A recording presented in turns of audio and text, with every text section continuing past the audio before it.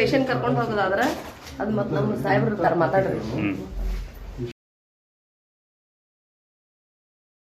Vidyanagar police ಠಾಣೆಯಲ್ಲಿ ನಿನ್ನೆ ಒಂದು ಪಾರಿಜಾತ ರೆಸಿಡೆನ್ಸಿ ಅನ್ನೋ ಹೋಟೆಲ್ ಮೇಲೆ ದಾಳಿ ಮಾಡಿದಂಥ ಸಂದರ್ಭದಲ್ಲಿ ಅಲ್ಲಿ ಮಾಹಿತಿಯನ್ನು ನಮಗೆ ಮೈಸೂರು ಮೂಲದ ಒಡನಾಡಿ ಅನ್ನೋ ಒಂದು ಸಂಸ್ಥೆ ಕೊಟ್ಟಿದ್ದು. ಅದ್ರ ಜೊತೆಗೆ ನಮ್ಮ ಸ್ಥಳೀಯ ಅಧಿಕಾರಿಗಳು ಮತ್ತು CCB ಅಧಿಕಾರಿಗಳು ಹೋಗಿ ರೇಡ್ ಮಾಡಿದಂಥ ಸಂದರ್ಭದಲ್ಲಿ ಅಲ್ಲಿ 5 ಜನ ಹೆಣ್ಮಕ್ಳು ಒಂದು ಲಾಡ್ಜಲ್ಲಿ ಕಂಡು ಬಂದಿದ್ದಾರೆ. ಅವರು ಇಬ್ಬರು ಕೋಲ್ಕತ್ತಾ ಮೂಲದವರು, ಇಬ್ಬರು ದಾವಣಗೆರೆ ಮೂಲದವರು ಮತ್ತು ಒಬ್ಬರು ಬೆಂಗಳೂರು ಮೂಲದವರು, ಒಟ್ಟು 5 ಜನ. ಈ 5 ಜನರನ್ನ ಲಾಡ್ಜ್ ಖಾಲಿ ಇರುತ್ತೆ.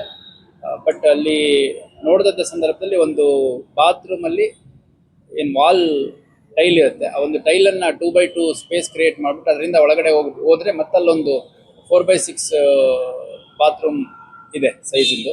ಅಲ್ಲಿ 5 ಜನ ಹೆಣ್ಮಕ್ಳನ್ನ ಬಚ್ಚಿಟ್ಟಿದ್ದು ಮತ್ತು ಅದರ ಬೇರೆ ಕೆಲವು ವಸ್ತುಗಳಲ್ಲಿದ್ದು ಕಂಡು ಬಂದಿದೆ. ಅದರ ಹಿನ್ನೆಲೆಯಲ್ಲಿ ನಾವು ಪ್ರಕರಣ ದಾಖಲು ಮಾಡ್ಕೊಂಡಿದ್ದೀವಿ ಪಾರಿಜಾತ ರೆಸಿಡೆನ್ಸಿ ಹೋಟೆಲ್ ಮೇಲೆ. ಮತ್ತು ಅಲ್ಲಿ ಯಾರು ಅದರ ಮ್ಯಾನೇಜರ್ ಇದ್ದರು, ಓನರ್ ಇದ್ದರು, ಆಮೇಲೆ ಈ ಹೆಣ್ಮಕ್ಳನ್ನ ಯಾರು ಆಪರೇಟ್ ಮಾಡ್ತಾ ಇದ್ರು ಅವ್ರದ್ದು ಒಂದು ಇಮ್ಮರಲ್ ಟ್ರಾಫಿಕಿಂಗ್ ಪ್ರಿವೆನ್ಷನ್ ಆ್ಯಕ್ಟಲ್ಲಿ ಪ್ರಕರಣ ದಾಖಲು ಮಾಡ್ಕೊಂಡಿದ್ದೀವಿ. ಮತ್ತು ಸಮಗ್ರ ತನಿಖೆಯನ್ನು ಈ ಒಂದು ಪ್ರಕರಣದಲ್ಲಿ ಮಾಡಲಾಗುತ್ತೆ. ಟೋಟಲ್ ಒಟ್ಟು 5 ಜನ ಹೆಣ್ಮಕ್ಳನ್ನ ಸೇವ್ ಮಾಡಿದ್ದಾರೆ ಮತ್ತು ಸುಮಾರು 6ಕ್ಕೂ ಹೆಚ್ಚು ಜನ ಆರೋಪಿಗಳನ್ನು ಲಿಸ್ಟ್ ಮಾಡಿ FIR ದಾಖಲಾಗಿದೆ. ಅದಕ್ಕೆ ಕನೆಕ್ಟೆಡ್ ಆಗಿ ಇನ್ನೂ ಹೆಚ್ಚು ಎಷ್ಟು ಜನ ಸಿಗ್ತಾರೆ ಅದನ್ನೆಲ್ಲ ಪರಿಶೀಲನೆ ಮಾಡಿಬಿಟ್ಟು ಅವರ ಪಾತ್ರ ಏನೇನಿದೆ ಅದ್ರ ಪ್ರಕಾರ ಪ್ರಕರಣದಲ್ಲಿ ಇಂಕ್ಲೂಡ್ ಮಾಡ್ಕೊಳ್ಳಲಾಗಿದೆ. ಅವ್ರು ಹೇಳೋದು ಕಳೆದ ಒಂದು 10 ದಿವಸದಿಂದ ನಡೀತಾ ಇತ್ತು, ಒಂದು ವಾರದಿಂದ ನಡೀತಿತ್ತು ಅಂತ ಹೇಳ್ತಾರೆ.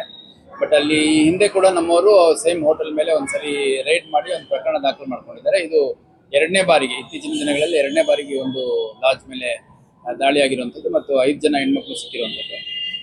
ಅದರಲ್ಲಿ ಇಮ್ಮರಲ್ ಟ್ರಾಫಿಕಿಂಗ್ ಪ್ರಿವೆನ್ಷನ್ ಆ್ಯಕ್ಟಲ್ಲಿ ಕೆಲವು ಪ್ರಾವಿಷನ್ಸ್ ನ್ಯೂಲಿ ಇನ್ಕ್ಲೂಡೆಡ್ ಇದೆ. ಈ ಥರ ಹ್ಯಾಬಿಚುವಲ್ ಆಗಿ ಯಾವುದೇ ಒಂದು ಎಸ್ಟಾಬ್ಲಿಷ್ಮೆಂಟ್ನ ಪ್ರಾಸ್ಟಿಟ್ಯೂಷನ್ ಯೂಸ್ ಮಾಡ್ತಿದ್ರೆ ಅದ್ರ ಮೇಲೆ ಏನು ಕ್ರಮ ತಗೋಬೇಕು ಅಂತ ಅದನ್ನು ಕೂಡ ತಗೊಳ್ಳಿಕ್ಕೆ ನಾನು ನಮ್ಮ ಅಧಿಕಾರಿಗಳಿಗೆ ಸೂಚನೆ ಮಾಡ್ತೀನಿ.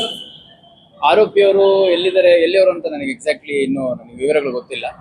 ಇಲ್ಲಿ ಸ್ಥಳೀಯರು ಕೂಡ ಇದ್ದಾರೆ ಮತ್ತು ಆ ಕಡೆ ಆ ಲಾಡ್ಜ್ ಮ್ಯಾನೇಜರು, ಆಮೇಲೆ ಲಾಡ್ಜಲ್ಲಿ ಇದ್ದಂಥ ವರ್ಕರ್ಸು, ಪ್ಲಸ್ ಈ ಹೆಣ್ಮಕ್ಳ ಜೊತೆ ಕೋಆರ್ಡಿನೇಟ್ ಕರ್ಕೊಂಡ್ಬರ್ತಿದ್ದಂಥ ಒಬ್ಬ ವ್ಯಕ್ತಿ ಎಲ್ಲ ಸೇರಿದಂತೆ ಸುಮಾರು 5-6 ಜನ ಹೆಸರಿಸಿದ್ದಾರೆ. ಒಂದಿಬ್ಬರನ್ನ ವಶಕ್ಕೆ ತಗೊಂಡಿದ್ದಾರೆ. ಇನ್ನು ಉಳಿದವ್ರನ್ನು ಕೂಡ ವಶಕ್ಕೆ ತಗೊಂಡು ವಿಚಾರಣೆ ಮಾಡುವಂಥ ಕೆಲಸ ಮಾಡ್ತಾರೆ.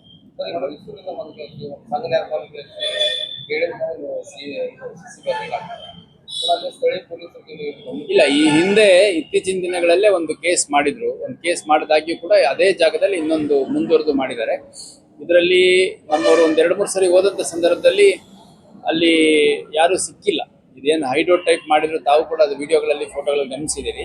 ಆ ವಾಲ್ ಟೈಲ್ಸ್ ಸೇಮ್ ಅದೇ ಒಂದು ಟೆಕ್ಸ್ಚರ್ ಇರುವಂಥದ್ದು, ಅದೇ ಒಂದು ಕಲರ್ ಮತ್ತು ಇರುವಂಥದ್ರಲ್ಲಿ ಒಳಗಡೆ ಒಂದು ಹೈಡಿಂಗ್ ರೂಮ್ ಟೈಪ್ ಮಾಡಿದ್ದಾರೆ.